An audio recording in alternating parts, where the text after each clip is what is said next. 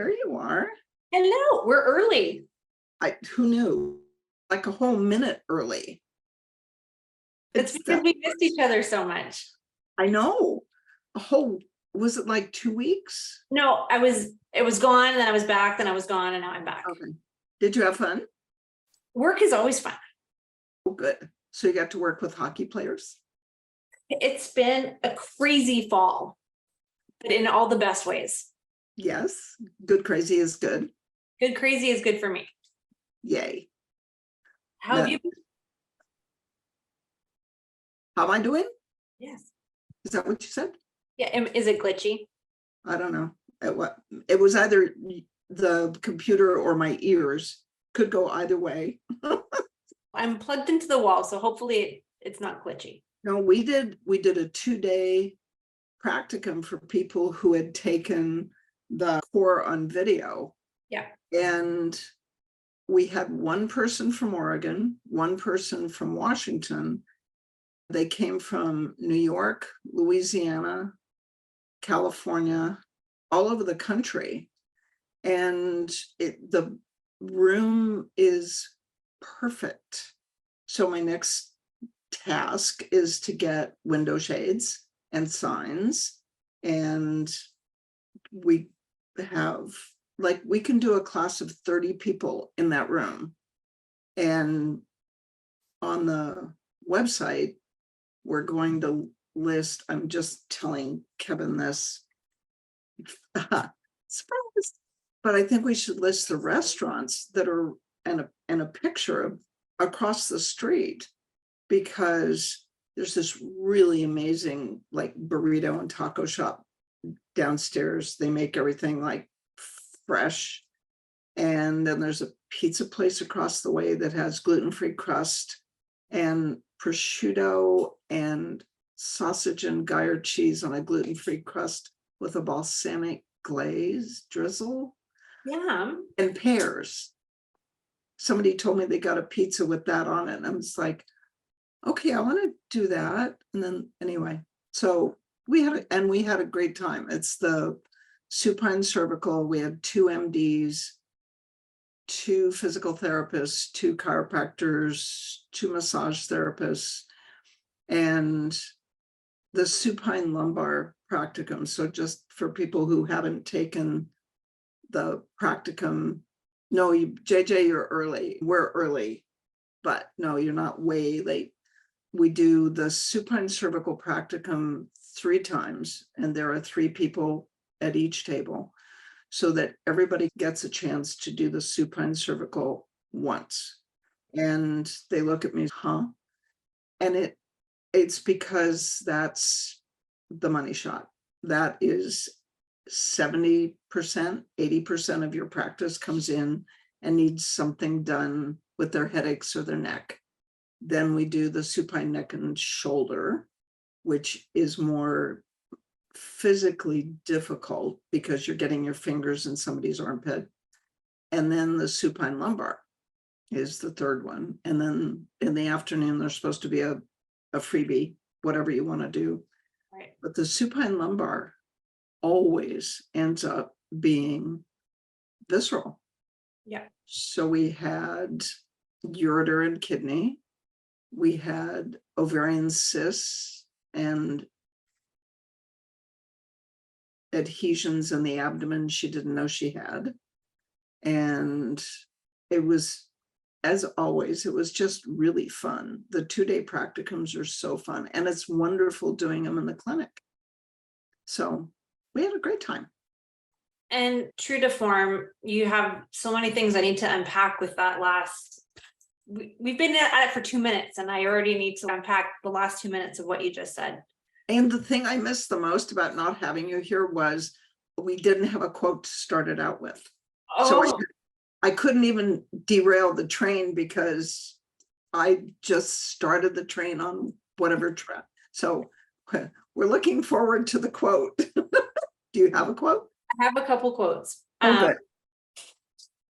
One of them is an epiphany that I had, and it's not really an epiphany because it's very simple, but it's something I want to share more towards the practitioners that are listening for this one segment. So we talk about multiple machines all the time. And the busier you are, the busier your practice is, and the busier your brain becomes, you need multiple machines.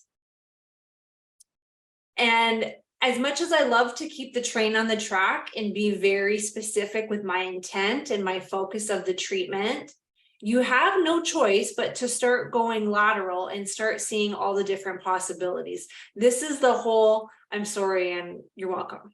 We're that. And at the practicum, for the first time ever, since the class was so small, we had 9 people, 3 tables, and I have 4 custom cares for the clinic.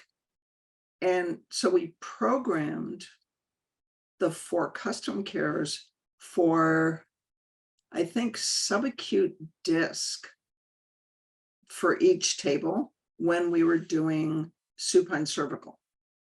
So you're working on the upper cervical facets and repairing the disc all at the same time.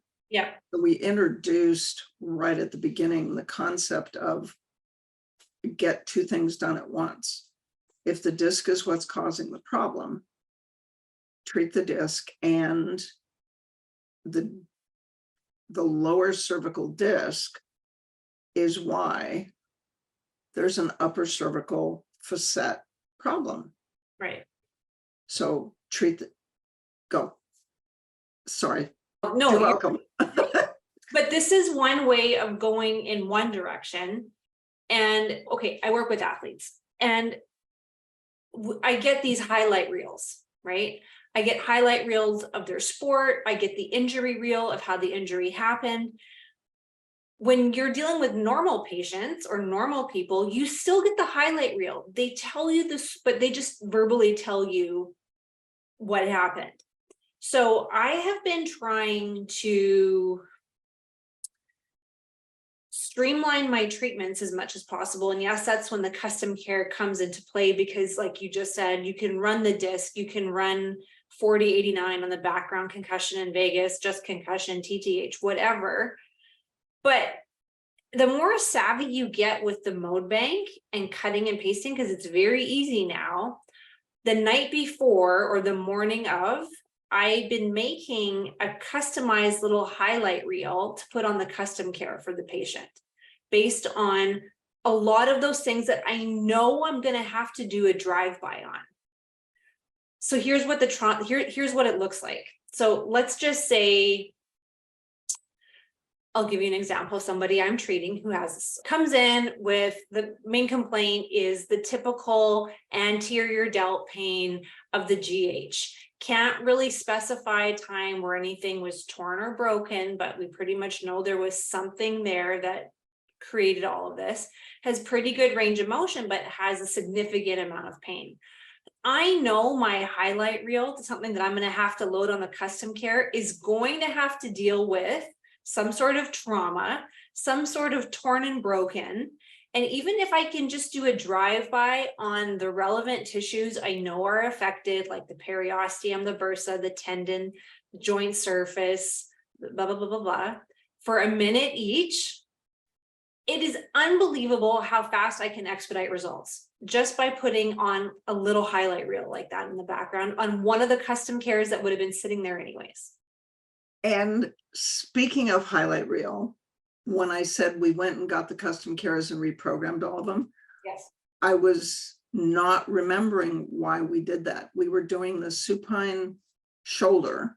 yes, And one of the practitioners said, because we were switching back and forth between scarring in the nerve and inflammation in the nerve. So you take the pain down with the inflammation in the nerve so you can get your fingers in the armpit and fix why the shoulder is sore. right. One of the practitioners said, why wouldn't you program a custom care to just run 40 and 396 for the whole treatment? I'd never done that before. And I went, that's brilliant. Yeah. Went and grabbed 3 custom cares, programmed 40 and 396 polarized positive on all of them. We clipped it to the same towel around the neck, towel in the armpit, and 13 and 396 scarring in the nerve. So you take down the pain in the nerve so you can put your finger on the subscapular nerve and not have the patient levitate. And then you run scarring in the nerve. And the whole thing went so much easier. It's like, why didn't I think of that? And I was shaking my head because I would think after a certain amount of time, you wouldn't need it to run the whole treatment because the activity decreases or the inflammation decreases, the scar tissue decreases. But especially when you're treating something that is so highly innervated, like subscap, like the piriformis or the sciatic route, any of those pain generators, absolutely. Just keep the nerve quiet so it doesn't get to vote. Yeah. As we rearrange the furniture. Yeah. But you can't do that with just one machine.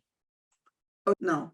And it's not like I'm trying to sell machines, but there are times when it is an investment in productivity, right, and investment in outcomes. So for $2,000, roughly, you can improve your productivity, improve your outcomes, and turn that patient into a marketing tool. Yeah. I've had this shoulder pain for 6 years, and this physical therapist, chiropractor, massage therapist fixed it in 3-4 sessions. And everybody's been working on my shoulder, and she put her fingers in my armpit. And then I'm going to one up you right there. I that had seen everybody under the sun for nondescript low back pain.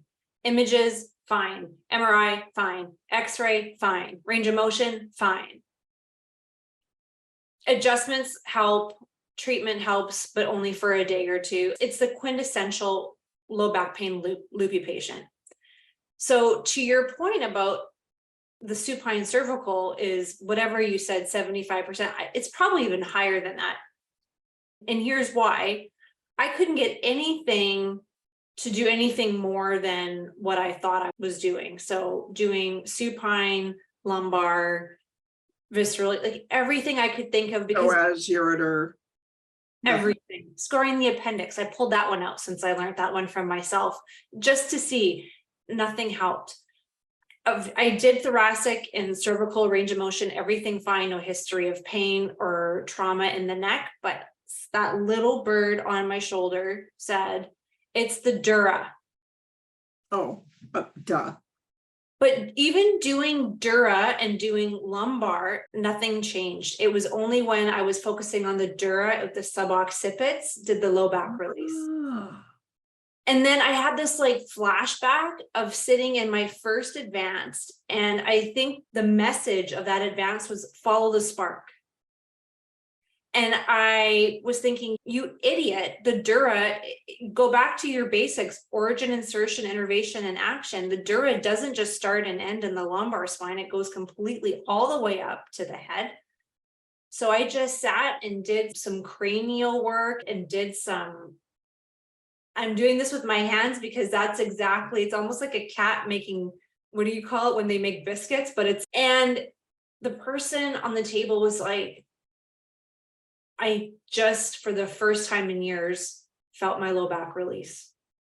I'm like, let's just sit here for a second. And and everything turned to soup in the suboccipits. But again, follow the spark, where it attaches. You have to think about this all the time because we don't just treat myopically anymore. Yeah. And in the low back is connected to the pelvis. Yes. And the way to test the dura in the low back, and I had a patient this week where that was the case. What she said was, my body feels stiff. I checked her muscle tone. She was not 81 and 10. She wasn't, her pectineus and brevis were not tight. My body feels stiff. Oh. So I brought her knee up and it stopped at 90 degrees. Right. And I thought to myself, it can't be this easy. I had already done the supine cervical on her. She loved that. So Yeah. this was day 2 of 5 days. Went from her neck to her sacrum and ran scarring in the dura, brought her knee to 90 degrees, 105, 110. External rotation. She couldn't externally rotate her left hip. External rotation, internal rotation, flexion. And she went, oh, I feel that in my low back. Right. And the dura, and in what, the reason nobody else besides our community thinks of it is nobody else has a way to treat it. No, and yeah, going back to the days where you didn't have it, you would do all your testing and you would want to ram your head through the wall because everything was symmetrical. So I would have no, especially when you're testing C-spine range of motion and there's no headaches, no restrictions, imaging looks great. Would you go up there and just sit for a moment and listen? And that's all you have to do is just listen to the patient's words. We talk about this all the time. They will tell you if you just listen with your ears and listen with your fingers. Yeah, exactly. And learning to listen with your fingers as well as your ears. And this patient had the distinction of being the most normal physical exam I have done in 29 years. Wow. Normal reflexes, no hyperesthesia. Normal sensation, no hyperesthesia, no numbness. Full range of motion everywhere. Facet compression, fine. All the lumbar supine tests, fine. And she had this enormous history of childhood emotional abuse and trauma. And I'm thinking to myself, that's just concussion in vagus and TTH. Right. That's almost like cheating, right?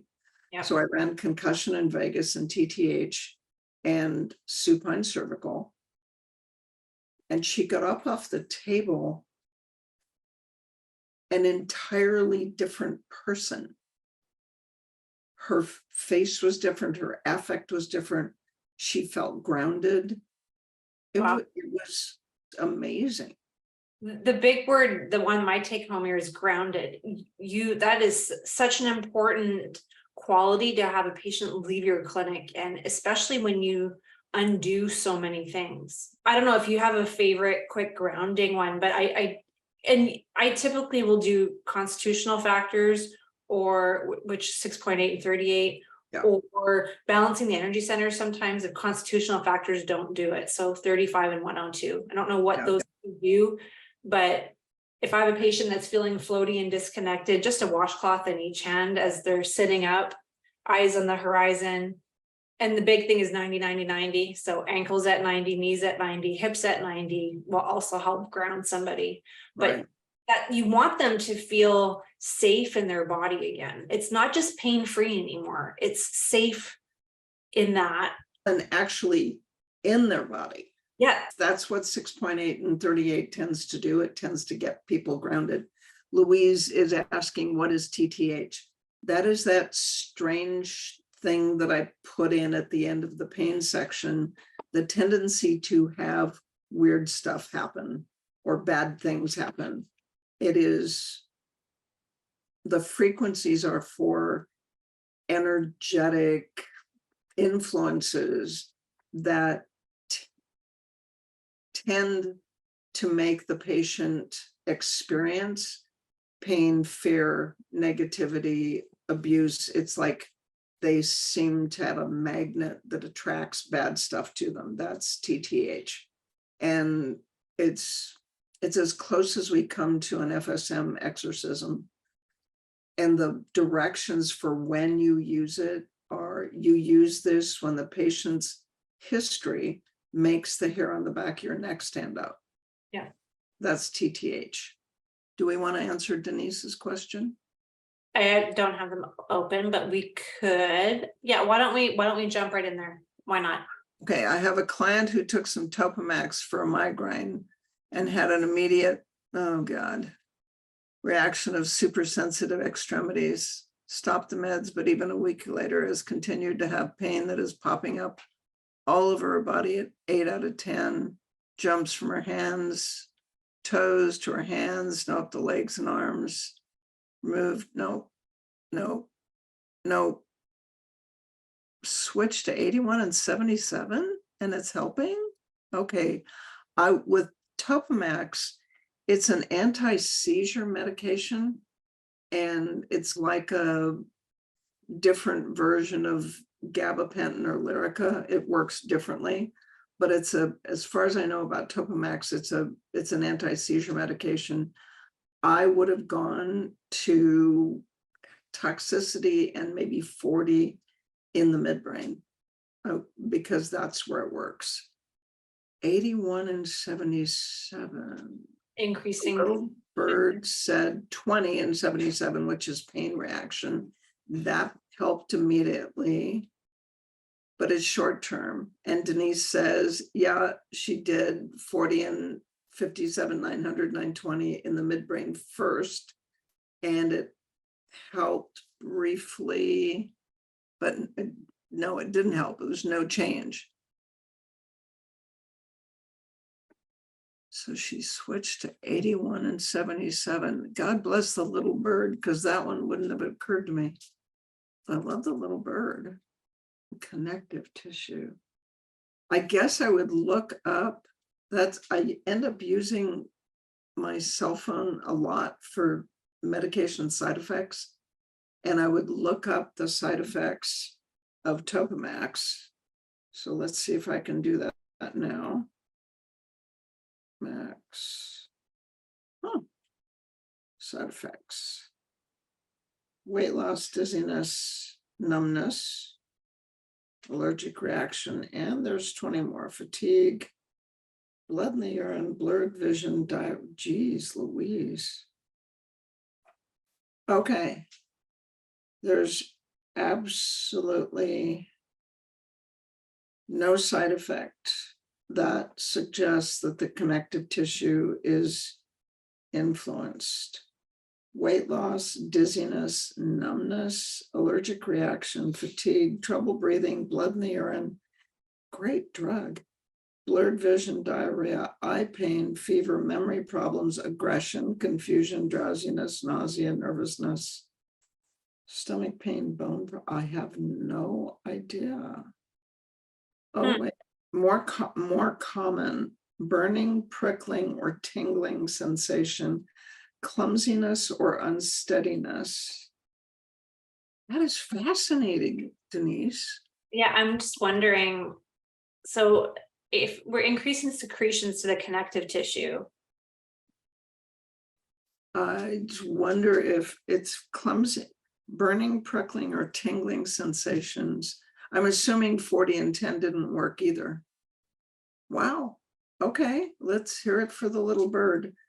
And for those of you that might have forgotten that part of the core, we talk about at some point usually that the course comes with a little bird that sits on your shoulder and says, I wonder if, and you almost immediately turn to the little bird and say, it couldn't possibly be that. And the little bird won't give up and says, just try it. Okay, fine, I'll try it. And then in this case, I have no idea where that helped. Yeah, that's in retrospect. Oh, Asperger's. Oh, okay. When you have somebody where you suspect Ehlers-Danlos, then the migraine takes on a different perspective. Sometimes migraines aren't migraines. The vagus nerve is indicated for, so recurrent or chronic migraines are an indication for a vagal nerve stimulator. It's one of the approved uses. People with Ehlers-Danlos have chronic vagal nerve dysfunction because every time they stand up with food in their stomach, they get a vagus nerve traction injury. the next time that patient comes in, do the 9 Baton points, the thumb, the little finger, each elbow, each knee, and then can they touch their hands to the floor? That's 9. And if she has Ehlers-Danlos, you treat 124 and 77. Yeah, I don't Even understand. when I treat Ehlers-Danlos, I don't put in 81 and 77 because 124 and 77 works so well. I think you're on the right track. Fascinating. It is. I'm just sitting here thinking, if you're increasing the secretions to the connective tissue, why does that help? I wonder if relieving torn and broken in the connective tissue is roughly equivalent to increasing secretions in the connective tissue in order to get it to bind closer together. I use 124 and 77 because torn and broken in the connective tissue and Ehlers-Danlos, because it's the first thing I used because they have connective tissue that's torn and broken all the time. Right. And so I kept using it. I've just never tried 81 and 77. You do 40 and 10 for the body pain and 124 and 77, and then increase secretions in the vagus. Interesting. Thank you, Denise. And tell your little bird thank you. Yeah, and I do 81-77 following a 124 because again, it's not the bird, it's Roger Billica that Right. you're talking about putting in the good and taking out the bad. It always, both of them have to always happen for a successful treatment. So if I think about treating scarring, I think about treating torn and broken, that's pulling stuff out, and then I have to put stuff back in. Right. That's how it looks. That's the thing I enjoy the most about FSM is it makes you look for things that nobody else looks for because we have a tool that lets us treat things that nobody else can treat. That's hilarious that you say that because I had texted Kevin my quote, and I'm not sure if you said it, and it was, look for what you notice, but no one else sees. That is, we should put that someplace on a slide. Look for what you notice, but no one else sees. They don't see it. They don't see it because they don't look for it, and they don't look for it because they don't have a way to treat it. Totally. We look for 40 and 10 because we have a way of treating it. We look for Ehlers-Danlos. One of the practitioners in this practicum this weekend said that he has Ehlers-Danlos patients coming in all the time now because he's looking for it and he finds it. So these are patients with chronic neck pain, chronic low back pain, chronic joint pain, and nobody else looks for Ehlers-Danlos, especially the milder forms, the hypermobility syndrome forms. Nobody else looks for it because nobody else can treat it. Right. Why would you look for it? Right. Right. And for us, it's so simple. So somebody suggested that we do a patient practicum weekend where we put out a call to patients on an Ehlers-Danlos network and have 6 patients come in and invite 12, as many as 12 practitioners, collect the data on those 6 patients, and we have a case report that we can publish. Yeah. Fantastic. Wouldn't that be cool? Yes. That would be a good thing to do in the winter in Troutdale when it's raining and we're bored. That would be good. You're never bored. Come on. There's too much. Do another question. Oh, Kate Adams, would it increase the jealous substance, the substance in the connective tissue to decrease the fibrous connection to give more movement? That's what I was thinking. So when in the sports advance, like when we talk about increasing strength, we increase the secretions to the fascia and the connective tissue. Mm-hmm. Sarco something, if it's the sarcomere, sarcoplasma, or sarcolemma, who knows? But I think it's accumulation of 81 and those three for that very reason. Because part of it is the mechanical properties of increasing that, and part of that is the neurophysiological increase of, because the impulse has to travel through that sarcomere and sarcoplasm and sarcolemma, so that gelatinous matrix of ground substance kind of infiltrates everywhere. That's where my brain was going, but I wasn't sure. And I'd love to find someone who knows the traveling under the fascia guy. Oh, I think that guy, yes. I can't pronounce his name, but Strolling under the skin. Strolling under the skin. Wouldn't you love to get a video of what's going on when we run, increased secretions in the fascia? Right. Because you have a neck that's already pudding, and I keep expecting increasing secretions in the fascia. It's the last thing we do. Yeah. I keep expecting it to make the fascia firm up. Yeah. And instead it makes it more soft. It's like I said, it's Floof. instead of swoosh, it's floof. And I can't explain it any other way. It's tactile. Because it's not firm. It's this beautiful bendy, like, I don't know. Yes. This, like, Exactly. It's an incredible feeling if you have good manual therapy skills to feel that, because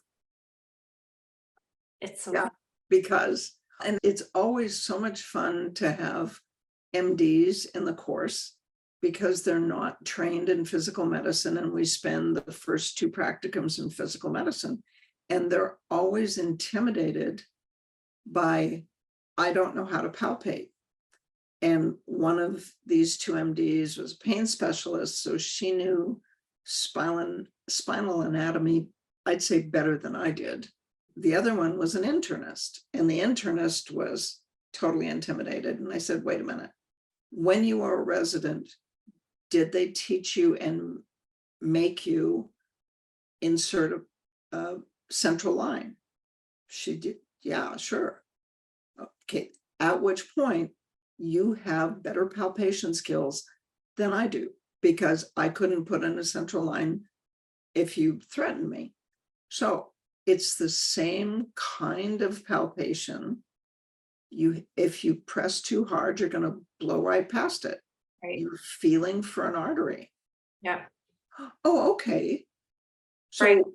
you take skills that people already have and let them transfer those skills into this arena. And I think we do the same thing with practitioners' thinking processes. Mm-hmm.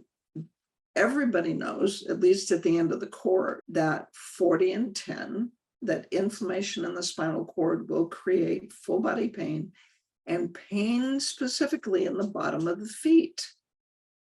Nobody else thinks of that. Right. But because we have that tool, when a patient circles the bottom of her feet and doesn't walk, has no reason to have plantar fasciitis, you can press on the bottom of her feet and there's no palpatory pain, but the bottom of her feet burn. What would you run? 40 and 10. Right. So I love watching the thought process expand among our practitioners as they get more and more confident. And the greatest part is that it's safe. It's just not going to do anything if you're wrong. So it's like anything, you're not going to try something new if you're scared, right? We have to create safety for everybody in that room, safety for the patient and safety for the practitioner to have a hypothesis that's absolutely ludicrous in a lot of people's worlds. True. But to try it, right? And like you said, and the worst that's going to happen is like nothing. It's going to be like, that didn't work. I was wrong. What else? What else is occurring? Where else could that whatever be happening? And that was where I followed the Dura up. I'm like, it is the Dura. I know it. but nothing is being sticky, nothing is being limited in the lumbar spine. Follow the dura. Where does the dura go? It's the essential of opening up netters when you're looking in the abdomen and being like, what else is over there? And if you think about it, your intuition was correct. But as you do post-game analysis, and you think about the fact that the dura is tight and the dura attaches just inside the iliums on the sacrum down to the coccyx. If the dura is adhered, is the pelvis going to move the sacrum? No. If the pelvis doesn't move as the patient walks and the dura takes the hit, the lumbar spine has to rotate in order for the patient to walk, and the dura is stuck. So where are you going to feel the pain? Right. The lumbar facets. Yeah. In retrospect, it makes perfect sense. In retrospect. But you had to follow intuition, yeah, and the little bird, and nothing else worked, and the lumbar exam was normal. So it has to be something else. Right. What else could it be? Right. That is so cool. I find what taught me to actually be able to go there probably faster than I would have is being able to treat the vagus nerve. Oh yeah. Because we sometimes I treat scarring in the vagus during a supine cervical. All the time. Scarring in the vagus doing a supine lumbar when I'm doing Yep. visceral and diaphragm work. It's right away that thinking of where else does this go? The dura is not just in the lumbar spine, it's in the entire spine. And just because it's not showing up in an exam doesn't mean there hasn't been accommodations and modifications, and it doesn't mean that it's still not being affected. Just we haven't seen it yet, like everything else in the body. Isn't that amazing? Yes. Cool. Okay, we have another. No question. When doing a protocol from neck to feet, if we're using sticky pads instead of wet towels, how do you place the leads on the feet? One lead on each foot? Yes. Or do both leads need to be on one foot? Hi. I made it through the course, but my brain hurts. I put one lead on each foot if I'm using sticky pads. So if you've got a wrap around the neck to pick up the whole dura, Yeah. or if you have to use sticky pads, you have to use the large ovals way at the top. Try and keep them out of the hair and recognize you're only going to get to use them once. Yeah. Because the back of the neck is oily. Yeah. And then one sticky pad, a black one and a yellow one on each foot, on the bottom of each foot, usually at the ball of the foot. So that works. So I have one patient that wants to use sticky pads when she gets home. She has post-herpetic neuralgia at T4, 5, and 6. And the best we could do, I talked about her last week, it's what do you do when you're the patient's last hope and you can't get it done?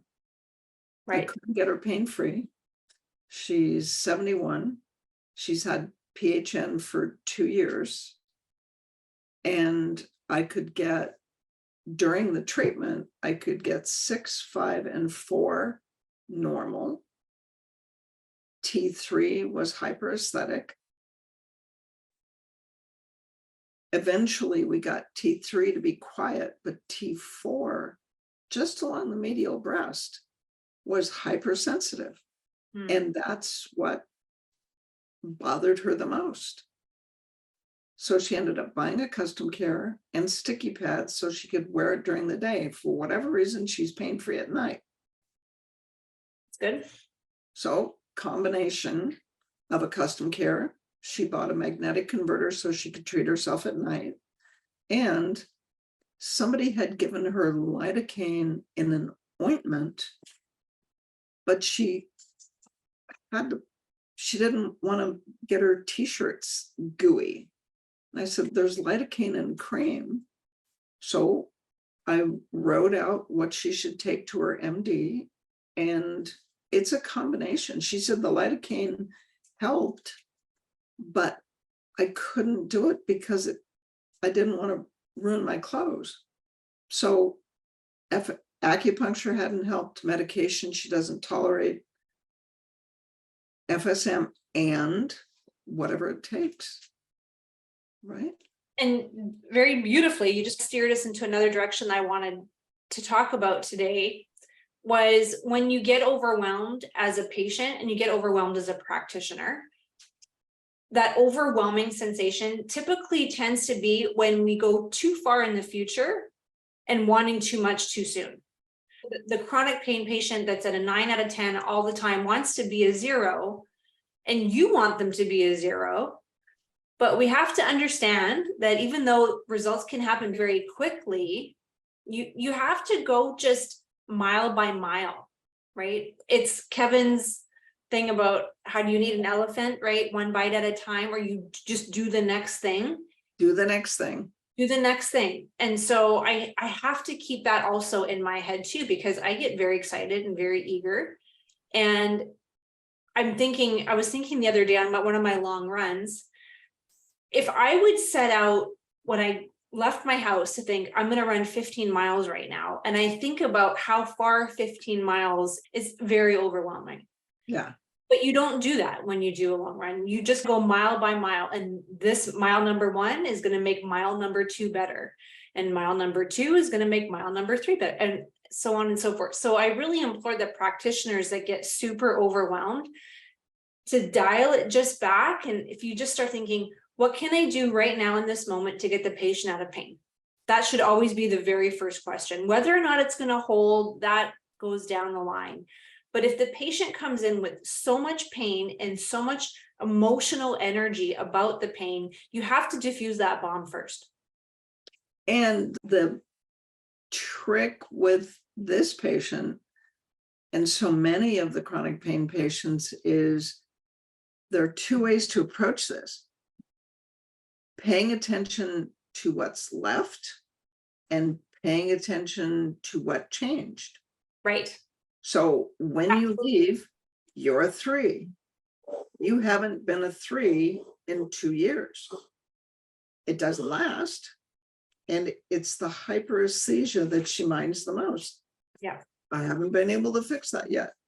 But if your resting pain is a 3, that's better than a 7. Absolutely. Which one are you going to pay attention to? That's when we started talking about her history of trauma. And I said, usually patients who pay attention to what's left and really mind the pain usually have a history of trauma. Tell me what's your life like? Right. And that's when there was 2 husbands that died right in front of her. Yikes. Yeah. So all of her trauma was as an adult. Wow. Okay. So then 40 and 89 and concussion in Vegas became every treatment. So that helped. Leaf said, what do you think of increasing secretions in the cartilage for floofing cartilage? Seems to me that David Murphy did a presentation where he took a knee that was set for a knee replacement, bone on bone, no cartilage on the MRI.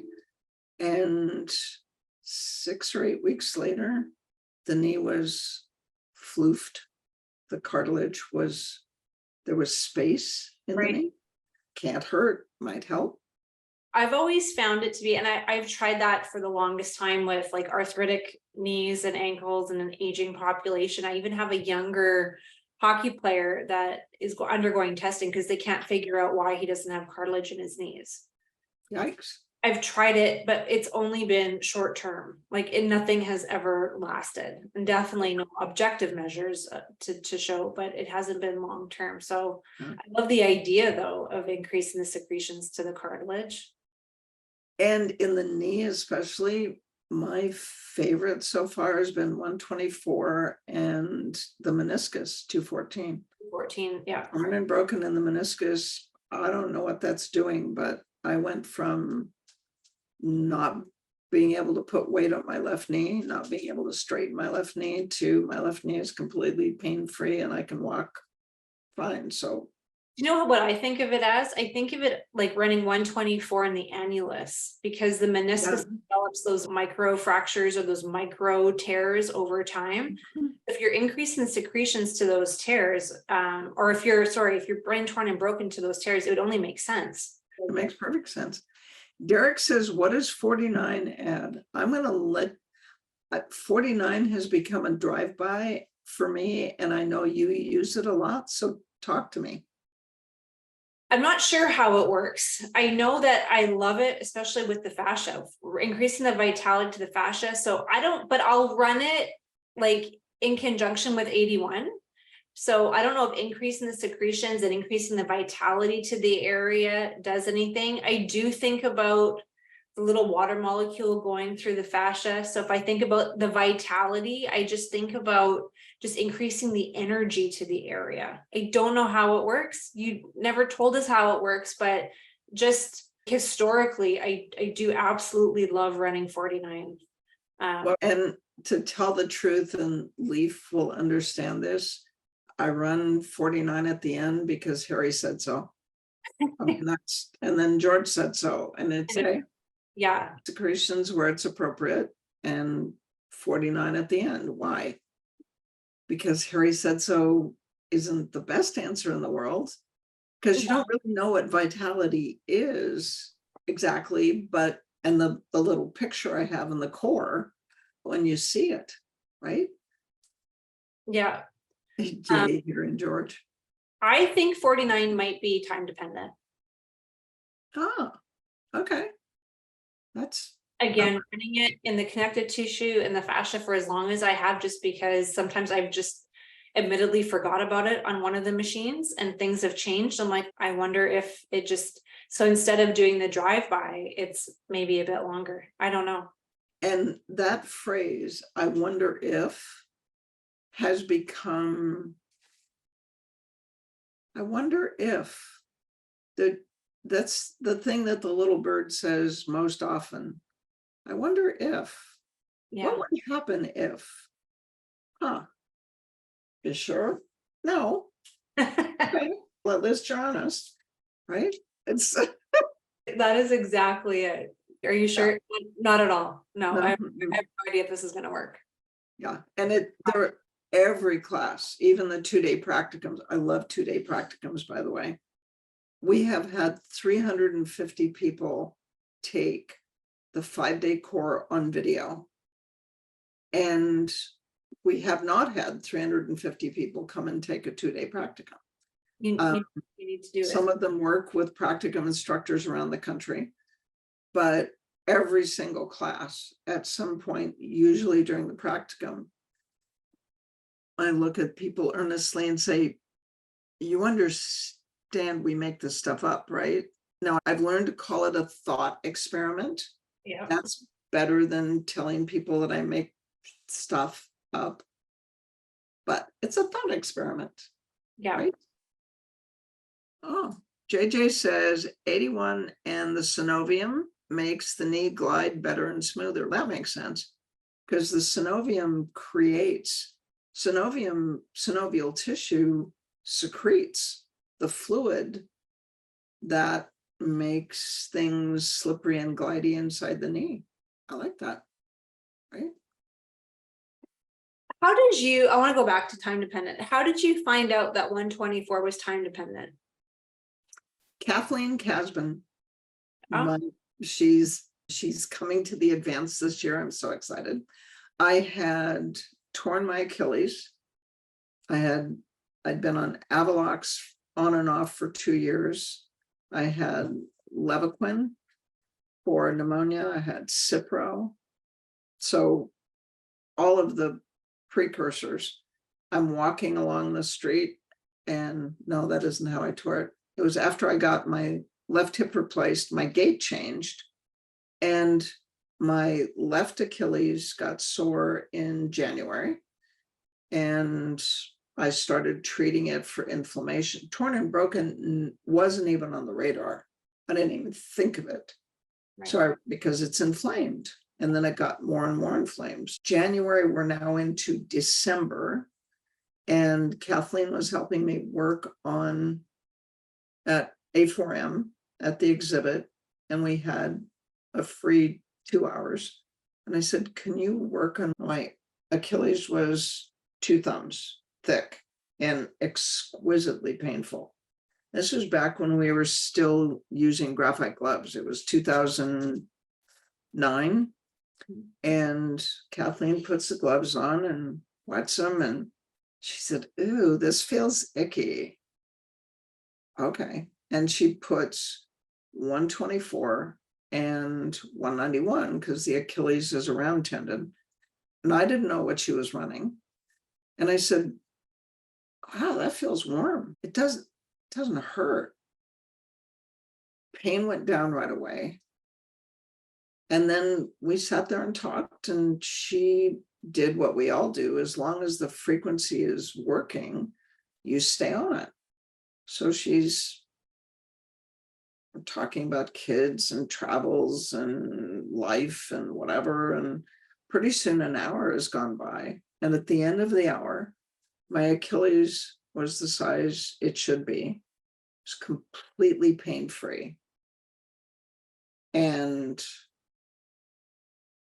I was stunned. Okay. And I did what she told me. I put a pillow at the foot of my bed. I kept my foot this way, did all the other things. And we had done all the other things all year long. Right. And that's when I found out it was time dependent. The pain goes down when you run torn and broken, connective tissue or round tendons.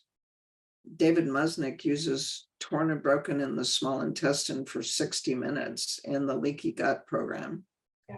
And the pain goes down in the shoulder, for example, in 2 to 3 to 4 minutes. But as soon as you start using the tendon that has partial thickness tear, pain goes back up. So I've connected my magnetic converter and put it on a precision care, which will run, I think, 4 hours before it turns itself off. Mm-hmm. And I run it all night. And in the morning, I woke up and my shoulder didn't hurt. So almost virtually everything we know with FSM has come through trial and error. Yeah. You do a thought experiment, you make a guess, you treat, it works. If I do the same thing in the same kind of patient, will that work? And that works. And then you do it again. And once I've done it 4 or 5 times, no bad effects, good effects, then I can teach it. Then within 2 years, I have somebody presenting a case report at the symposium that says, hey, I did this thing. And then there's somebody like Jessie Tierney that presents DVTs, which I tell people not to treat at all.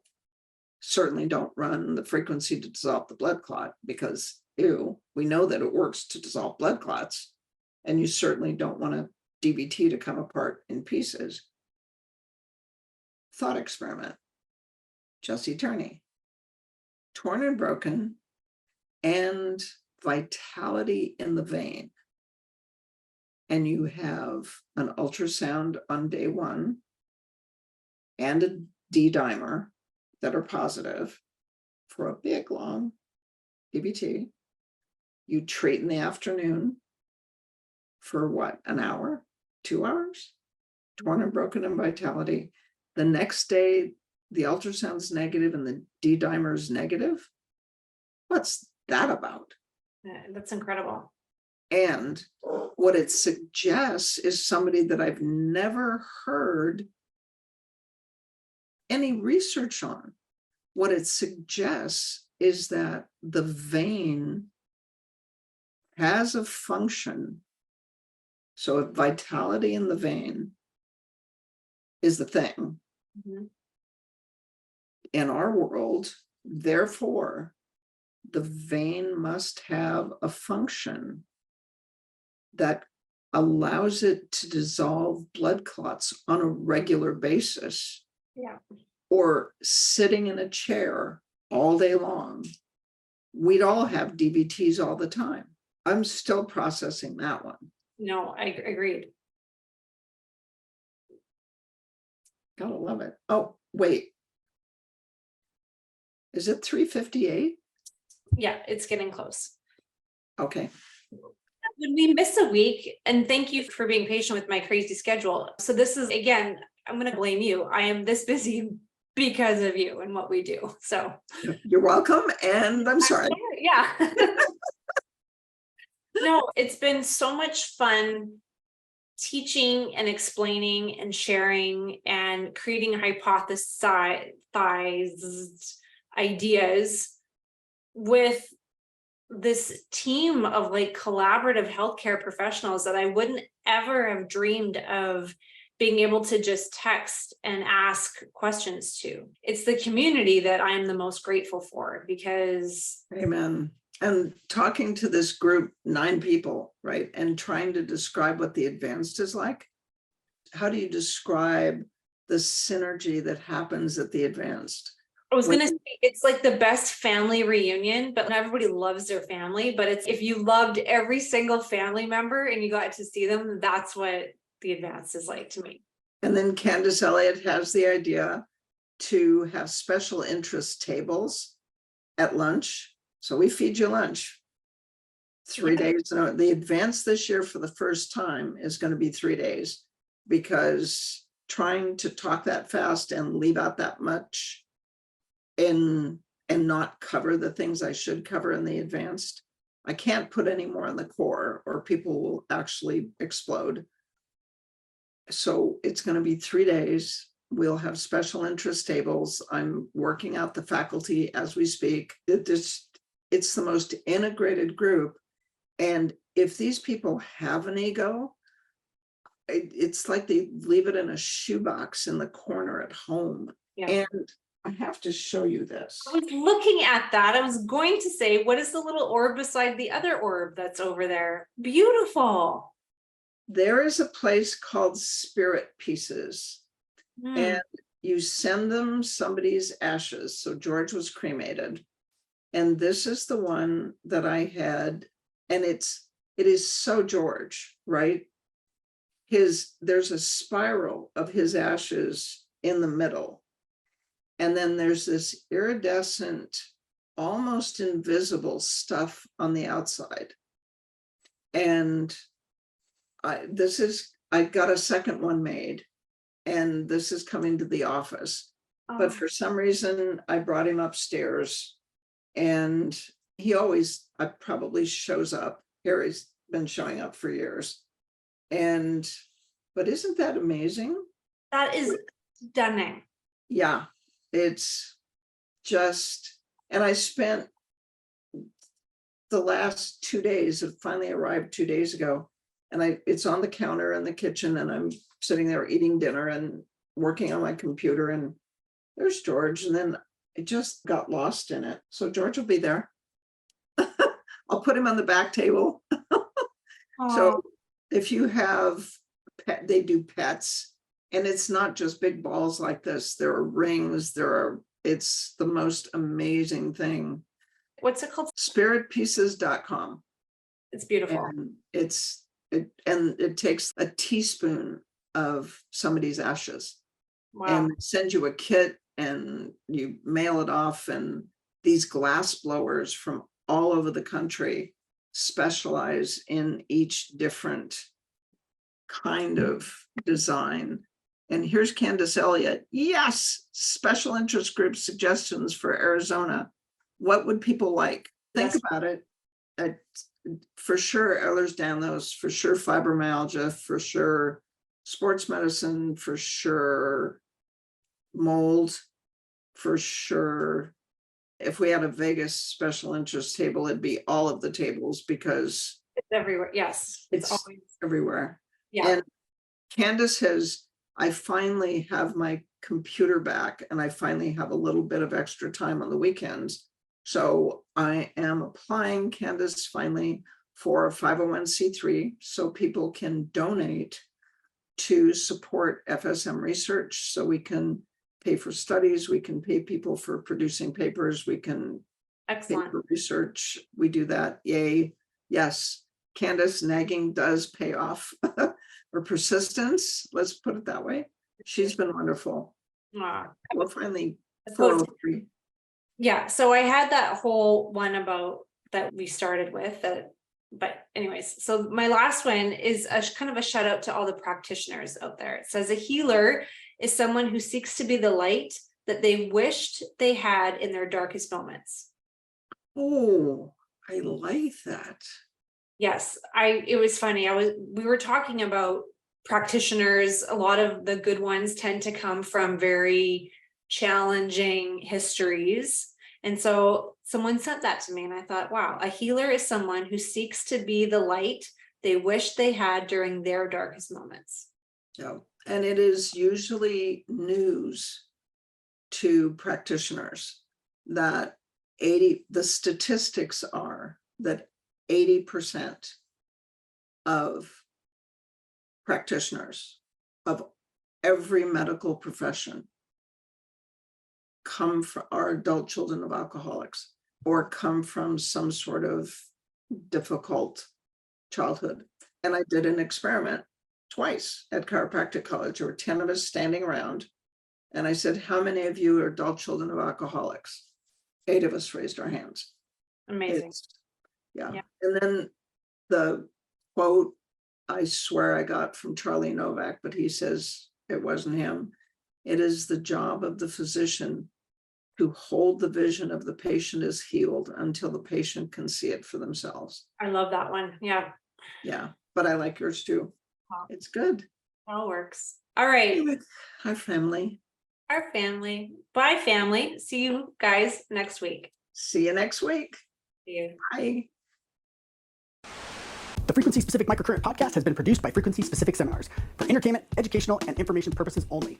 The information and opinion provided in the podcast are not medical advice, do not create any type of doctor-patient relationship, and unless expressly stated, do not reflect the opinions of its affiliates, subsidiaries, or sponsors, or the hosts or any of the podcast guests or affiliated professional organizations. No person should act or refrain from acting on the basis of the content provided in any podcast without first seeking appropriate medical advice and counseling. No information provided in any podcast should be used as a substitute for personalized medical advice and counseling. FSS expressly disclaims any and all liability relating to any actions taken or not taken based on or any contents of this podcast.